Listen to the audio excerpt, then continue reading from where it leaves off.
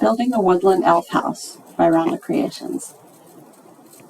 I used a piece of corrugated cardboard as my base, and here I'm just taking measurements and marking them down so I don't forget, because I need to figure out how large do I want to make the base of the house, and if there's any yard around the house, you know what I mean. So I'm just cleaning up the edges because I took this piece of cardboard out of the recycle bin. And you see there's a stack of cereal box cardboard, and that is what I'm going to use to build the house. So I'm just cleaning up the area. And so the next step is to figure out if I have enough to make the house. That's really what I was thinking about. So just taking measurements. If I can get two pieces out of, one sheet of the chipboard or cereal box, cardboard. So whenever I cut the cereal box cardboard, when I first get them, when I finish a box of cereal in the household, the edges are not straight. So I'm just using my paper trimmer here to make some straight edges.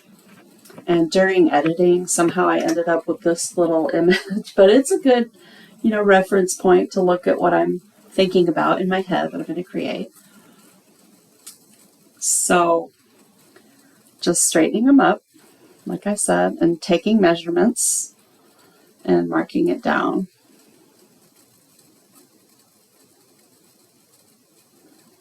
So here I'm envisioning the house and just drawing out what I envision, trying to even out the roof lines on either side of the house. And then I wanted it to have that fairy tale look, so I set the edges of the house in a 1/2 inch on either side. And that's the measurements I'm taking right here.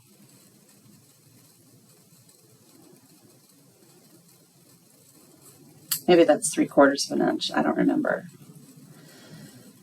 Anyhow, so I'm going to go on to draw the house and cut it out.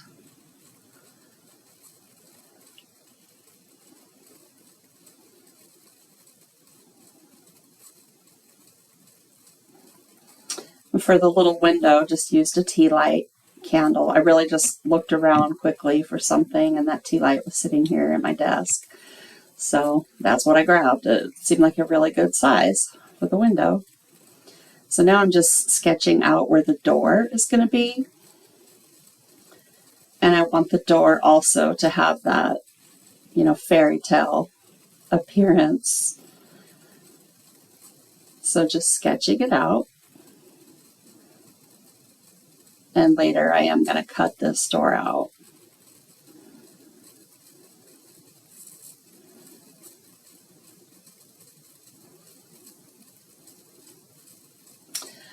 I find it helpful to put an X, because once I get to cutting, sometimes I forget, no, wait, was that piece a piece I was supposed to cut out or not? And I've actually cut out pieces I didn't intend to cut out before, so I've just gotten into the habit of putting an X on the pieces I intend to cut out. Just shortened the house up just a little bit.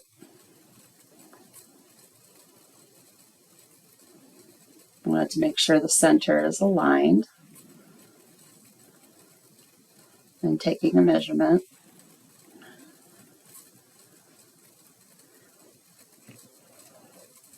And just using a good pair of craft scissors to cut that out.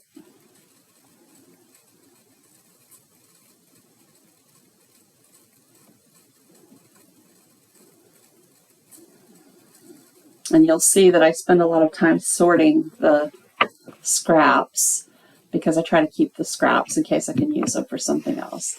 So I'm just tracing it on a next piece. So, because each of the walls in this house are 2 layers of this cereal box material. So the best way to get it exactly the same is to trace it. And I've learned also some other people actually would tape down, or glue down the layer first, which is really convenient, especially if you're doing a lot of intricate cutting. But these first few cuts, they're not that intricate.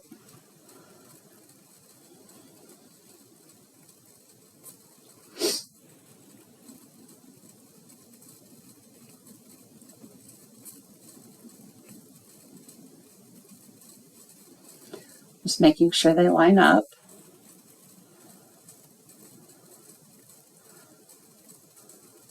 Oh yeah, I was supposed to straighten up that bottom edge. Good thing I had traced it.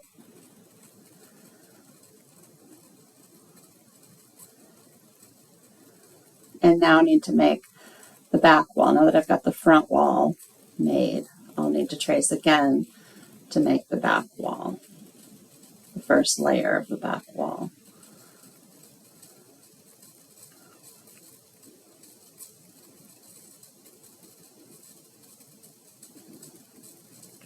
And here I've gone through and taken measurements and drawn what I want the window to look like, and just getting ready to cut that out with that X-Acto knife there.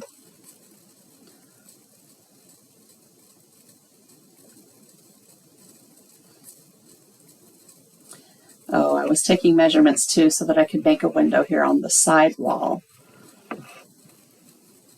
that's similar in size, probably exactly the same. I'm not sure. I don't remember if I made it exactly the same or not.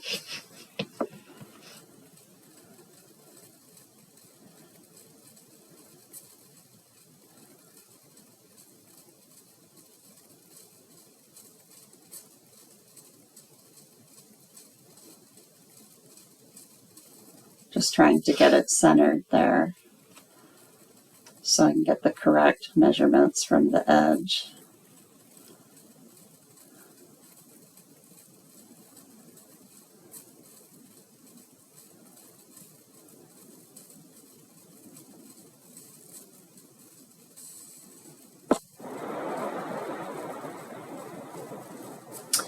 And then I need to find the exact center of the window because I'm going to have panes in this window, and each pane will have to be cut out and I'll later put in some material that is sort of like glass. Actually, at the time of this recording, I have not done that yet, and I was considering not putting any kind of glass in there. I don't yet know exactly what I'll do. I might use either some clear plastic or some vellum. I'm not sure yet. So just drawing out where the center is, and then I can draw in the panes. And this is how I made that first window design too. So just trying to maintain 1/8 of an inch on the edges, but I want it to look somewhat organic, so I'm trying not to be perfect in the drawing. Sometimes I went too close, so I had to erase and redraw the line. Marking out that I'm cutting out those window areas.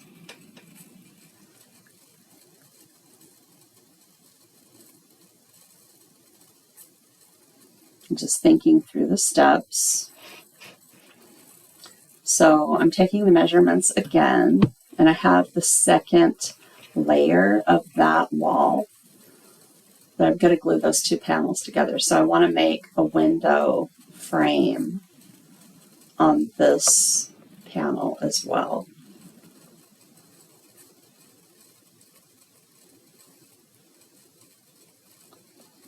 So just taking the time to draw out the window with the same measurements as the first window, because one is going to have the full window cut out and the other is not going to have the full window cut out. I'll cut out just the panes of the back layer.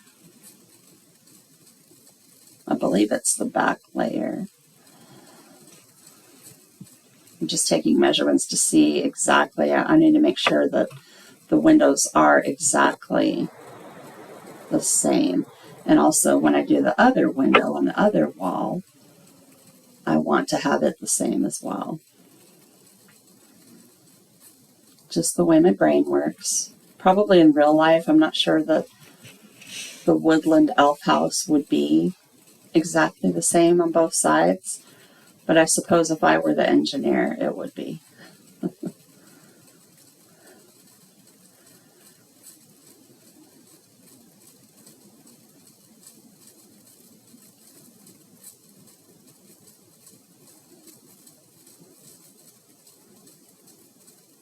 Incidentally, this short ruler is a wonderful tool.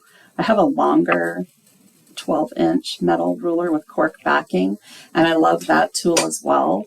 But this tool has both the centimeters and the inches. Sometimes I'll do the centimeters with the smaller scale things. It's just easier. And so I go over the line once when I'm cutting, and then go over it a second time to cut all the way through. And you see, I take the time to push the corner in. That's what you're seeing me doing there. I also try to be sure that my fingers are not in the path of the blade, because I'm putting a fair amount of pressure to get through that material. And just try to be mindful of the sharpness of the blade that I'm handling. So you see here where I've gotten the window pane on one window on the front side, and then I'll cut, the whole window frame, and then now I'm cutting through the panes and just taking my time to draw and get an initial cut. So I like to do all the cuts that go the same way, just because it feels more efficient at the time that I'm doing it. See how I hold my left hand there is held out of the path, mostly out of the path of the blade. So hopefully if it was to slide at all, I wouldn't hit myself. And now just trying to cut through, and I can feel, once it cuts all the way through. And on the corners, sometimes I'll stick the blade through like that and saw up and down till it cuts through. But this kind of work is very dangerous, so be very, very careful if you're using a sharp knife like an X-Acto blade. Highly recommend being extremely safe and careful, taking your time. This footage is sped up, so I'm actually moving a lot slower than you see here while I'm doing that.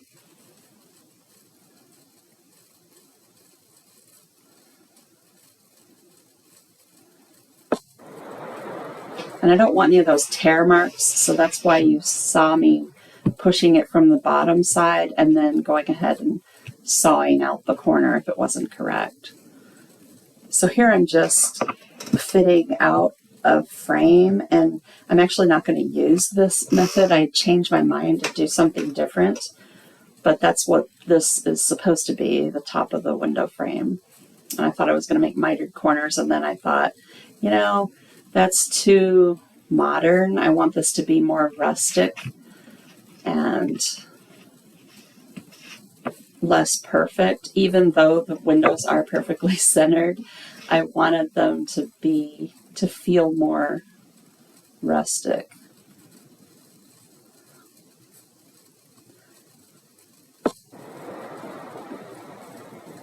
But I still went through this exercise of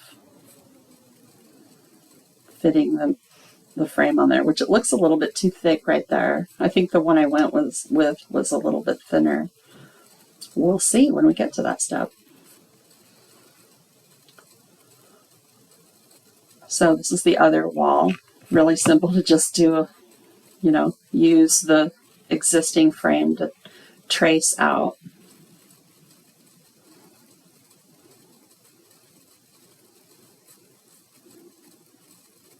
where I need to cut. So that's very handy.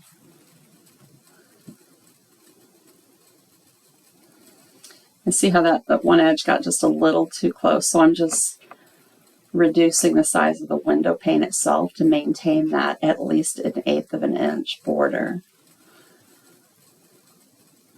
Marking which areas need to be cut. Keep it all straight because I've got a stack of panels of cardboard there, so it's easy to get confused about, well, hold on, now which one was I going to cut and which one was I not going to cut. Just easier if I mark them all. And oftentimes I'll be listening to an audiobook or watching a movie when I'm doing this stuff, so, or even talking to someone on the phone, and so it's easier if I've already done the marking. See, here I'm making the little frame that'll go around the window, and it'll be done in one piece. And it'll look more organic as one piece, as opposed to the perfect mitered edges. Even though the edges are squared off, it just seems, I don't know, it seems better. And I'm marking here which direction is up, because once I get that cut, it'll be easy to mistake which direction it goes. And if I just put a quick little arrow, it'll help me later when I'm putting it on the panel.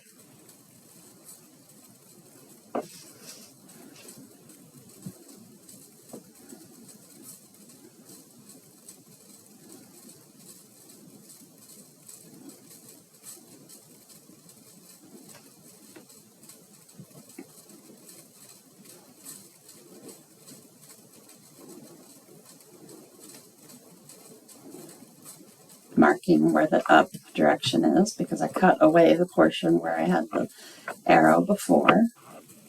And these pieces are going to be painted, so it doesn't matter if I've got something written on there. Just rounding the corners to make it look just a little bit more like maybe a piece of wood was carved, you know, and stuck on the wall as a window frame. Checking for fit, and I'm happy with it. So moving on to cutting out the circle, I'm just going in a slow fashion, again, just taking little wedge cuts and cutting out the door. And the door doesn't go all the way to the floor because I want there to be, there's going to be a base to the house, and we'll be able to lift the top of the house up and off. So I didn't want any part of that, the bottom of the house, to be loose and disconnected from another part of the house.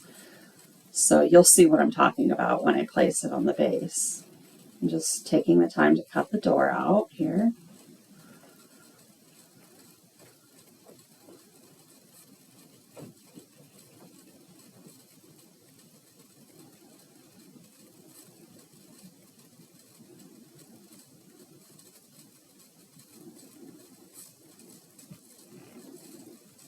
And here I'm scoring the inside, the printed shiny side of the cereal box cardboard, because I've seen before where if you score those types of surfaces, the glue can penetrate easier and grab hold of the cardboard beneath. So that's what I'm doing. And this is a quick dry tacky glue made by 3M. I used it with a lot of my scrapbooking stuff. It dries quickly, it doesn't warp very badly, although I'm putting quite a bit here on this house. I'm just spreading it out to try to avoid, if I don't spread it out, sometimes the glue will leave, it'll make part of the cardboard wet, and then you can see that exact shape where you put the glue. So by spreading it out, if it's leaving any mark, it's all over, so I don't see it. I don't see a trail of glue after I've attached. So just cleaning up the little glue seepage. And I had cut those little panels of the round window the same way that I had cut the square window. And here just getting it set onto a piece of cardboard so that I can put a heavy book on top. And I have a cubby in one of my shelving units that's dedicated to glue drying for these different projects. So I'll just step that aside. And then I think I've already glued this one together. Yes, so I'm gluing on the frame now. Just trying to be sparing but exact with the glue, which is, you know, you can do it after you have enough practice.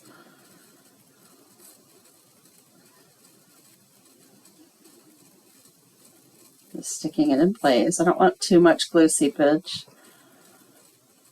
And I put that under the book as well. Did that with all the panels. And then this is the door. I've got the 2 layers there. There was a little piece not lining up exact.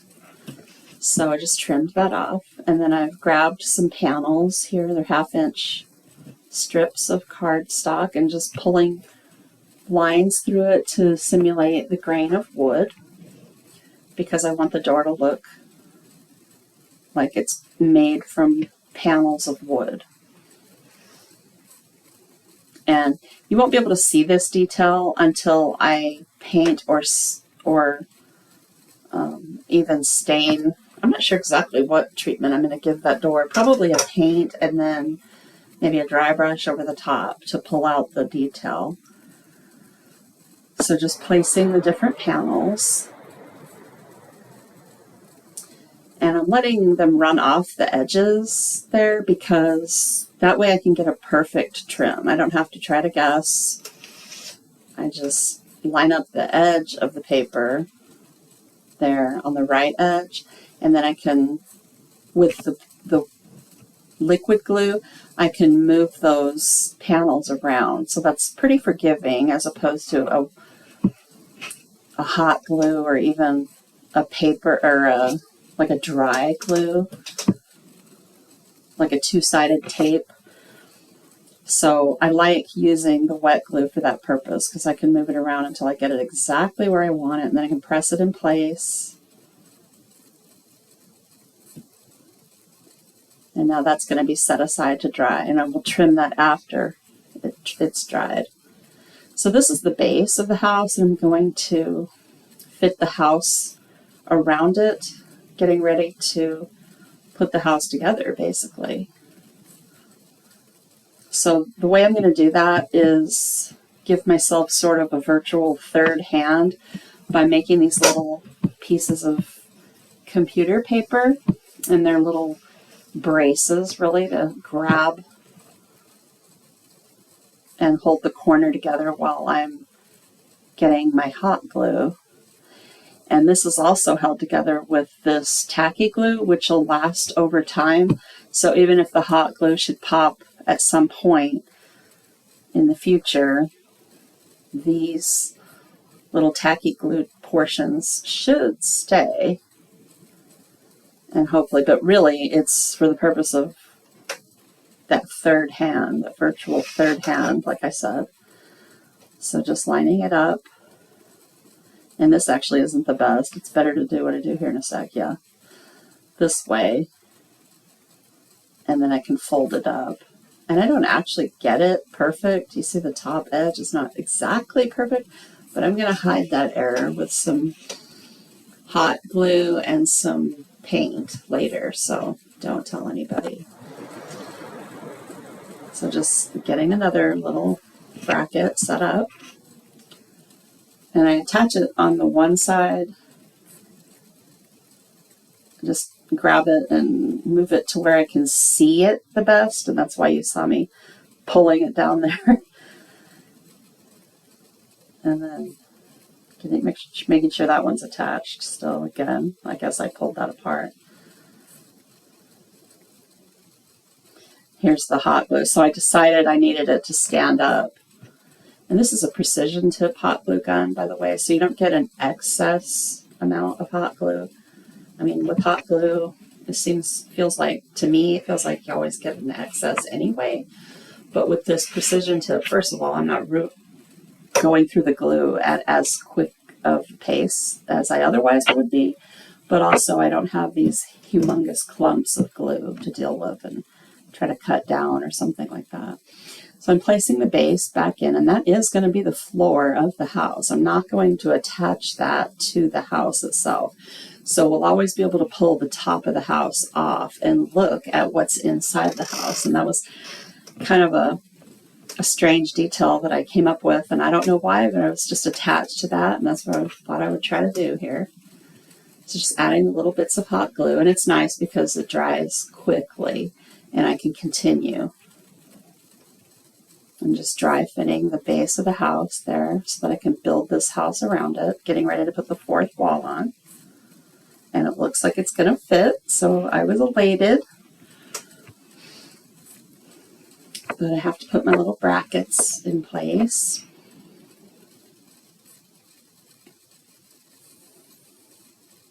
And all of this patient, time-consuming work will come in handy later once the house is really built and I'm manhandling it, turning it this way and that, putting paint, on it and adding things inside.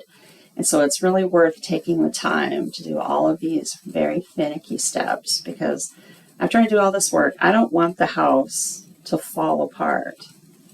And even though it's just a tiny little Woodland Elf House, I still don't want it to fall apart. I'm taking the time to build it, and I want to enjoy it for as long as I decide. And if I should decide to take it apart someday, that's a different story. I'll be glad at that time that there aren't any big globs of hot glue. And here I've just had to turn the glue gun upside down so that the cord didn't get in the way. And that I was very happy that that small gun was easy to use and the precision tips easy to see. So that made this an easy job.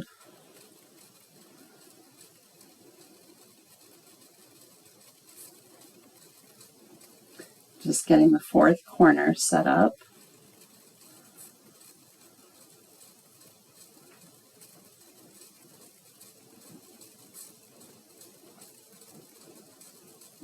And trying to glue it together, trying to keep the corner as a corner, trying not to round it out too much.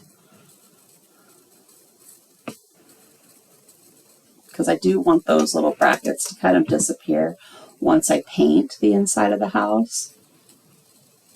So because it's hooked together, the three walls are hooked together with the hot glue, I'm able to pick this house up to where I can see the gluing better and just move it to help myself rather than trying to achieve all of these odd angles.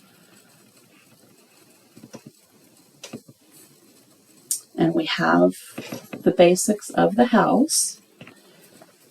And the next thing I need to do is fit the roof on.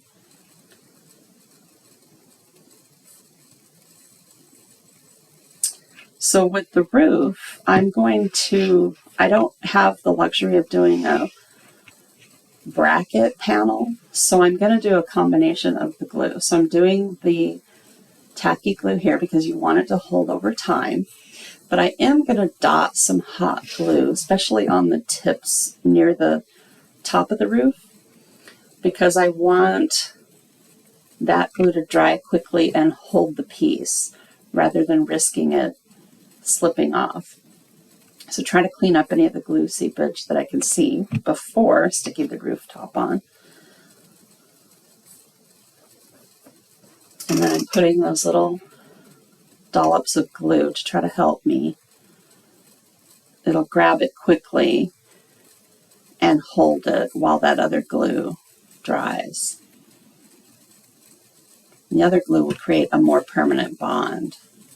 So I do have to be precise with this because you get one go with that hot glue. It grabs it so quickly.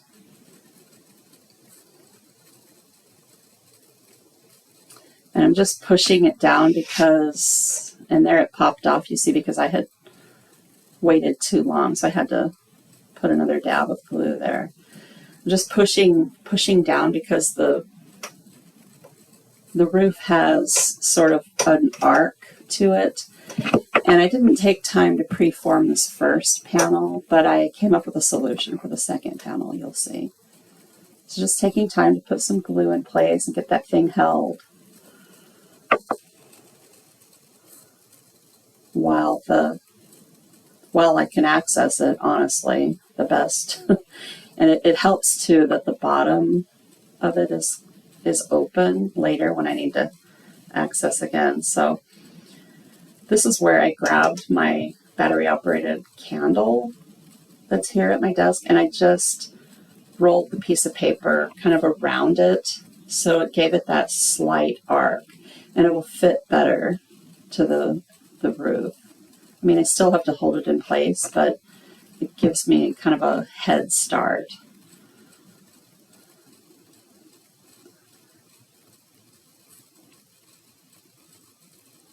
So in this case, I don't know why I wasn't putting the tacky glue on. I probably was really excited to get the house built. That's kind of what happens. And here I didn't get it perfectly together. So again, don't tell anybody. I'm going to hide that error with a little bit of extra hot glue in the middle and the inside, and also paint. So no one will ever know. Plus, I'm trying to put a roof on, so you'll never see any of those errors. So I'm just taking time to fill the seams with the hot glue, and then I'm reinforcing those brackets. So each bracket is 2 layers also, because I don't want them to tear. So that took a little bit of time, but that's what I'm doing here.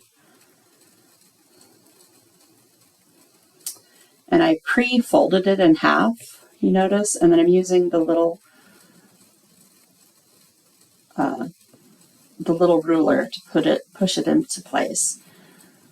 So thank you so much for watching, and please check out part 2 of the house build.